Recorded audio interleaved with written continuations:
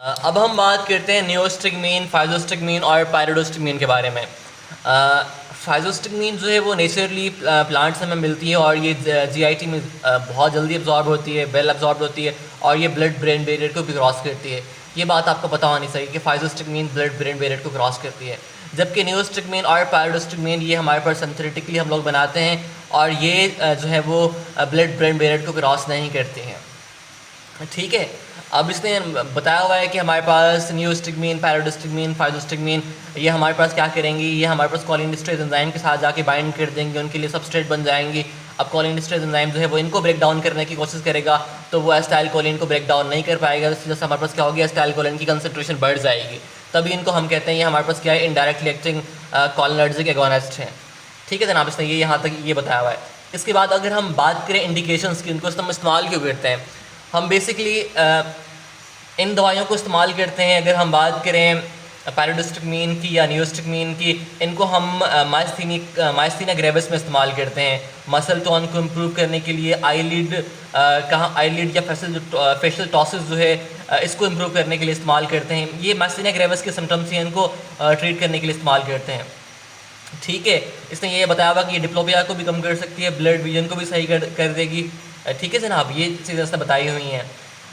इसके अलावा इसने यहाँ ये बताया हुआ कि अगर आपने ओवरडोज कर दिया, क्योंकि हमारे पास कोलिनर्जिक एगोनिस्ट हैं, अगर आपने ओवरडोज कर दिया तो हम जानते हैं जब एसिटाइल कोलिन ज़्यादा बढ़ जाती है तो हमारे पास क्या होती है, न्यूरोमस्कुलर ब्लॉकेज हो जाती है, जिसको हम कहते हैं डीपोलराइजिंग न्यूरोमस्कुलर ब्लॉकेज।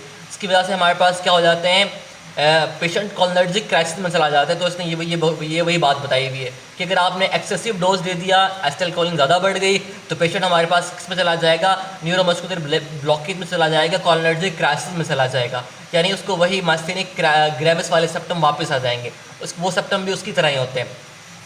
ठीक है जनाब, इसने ये बात यहाँ बताई हुई है। ये तो हमारे पास होती है माइस्थीनिया ग्रेविस की सिम्टोमेटिक ट्रीटमेंट। ये जो है परमानेंट ट्रीटमेंट नहीं है। जो ओरिजिनल ट्रीटमेंट, जो रियल ट्रीटमेंट होती है वो हमारे पास होती है कॉर्टिकोस्टेरॉइड, या हम लोग जो है वो अमीनो सप्रेसेंट देते हैं ताकि हमारे पास जो एंटीबॉडीज़ बन रही है निकोटिनिक रिसेप्टर के अगेंस्ट वो ना बने। ठीक है, इनके साथ हम जो है वो कोलिनेस्टरेज इनहिबिटर्स, ये जो दवाइयाँ हैं ये वाली उनके साथ देते हैं ताकि सिम्टम्स जो हैं वो हमारे पास सही हो जाएँ। ठीक है, इसके अलावा एक और फाइल होती है, आप थायमोक्टोमी भी कर सकते हो, थाइमस ग्लैंड को रिमूव कर सकते हो। अब इस लेवल तक तो आपको इतना पता होगा कि थाइमस ग्लैंड को उन्होंने क्यों रिमूव किया है माइस्थीनिया ग्रेविस को ट्रीट करने के लिए, तो वो काम परमानेंटली करेंगे, उसके साथ हम ये दवाइयाँ देंगे।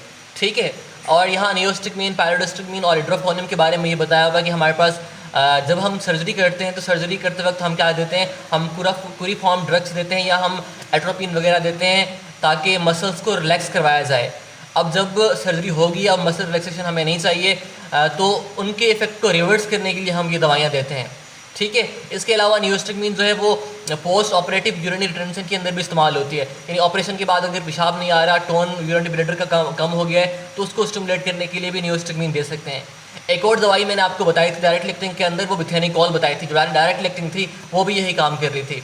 अब ये नियोस्टिग्मीन इनडायरेक्ट एक्टिंग है, ये भी हम यूरिनरी रिटेंशन में इस्तेमाल कर रहे हैं। ठीक है, इसके अलावा फाइजोस्टिग्मीन के बारे में इसने ये बताया हुआ कि ये ग्लाइकोमा को ट्रीट करने के लिए भी इस्तेमाल की जाती है, लेकिन आजकल ज़्यादा अच्छी दवाइयाँ आ गई हैं तो इसलिए इसको इस्तेमाल नहीं करते हैं। जो इंपॉर्टेंट पॉइंट ये है कि हमारे पास इसको एज एंटीडोट इस्तेमाल करते हैं एट्रोपिन ओवरडोज के लिए। अगर आपने एट्रोपिन, हमारे पास क्या है, वो एंटी कोलिनर्जिक ड्रग है।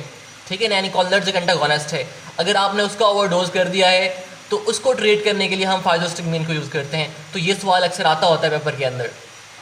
ठीक है, इसके अलावा डोनिपिजिल है या ग्लैंटामीन है या रिवास्टिग्मीन है, इनकी अगर हम बात करें तो ये ब्लड ब्रेन बैरियर को क्रॉस करती हैं। इनको बेसिकली इस्तेमाल करते हैं अल्जाइमर डिजीज़ को ट्रीट करने के लिए। तो इसके बारे में इसने बताया हुआ है। अब नेक्स्ट वीडियो के अंदर हम बात करेंगे उन कोलिनेस्टरेज इनहिबिटर्स के बारे में जो इरिवर्सिबल हैं, जो परमानेंटली बाइंड करते हैं, जो हमारे पास पॉइजन्स होती हैं। तो नेक्स्ट वीडियो के अंदर उनकी बात करेंगे। Thank you very much.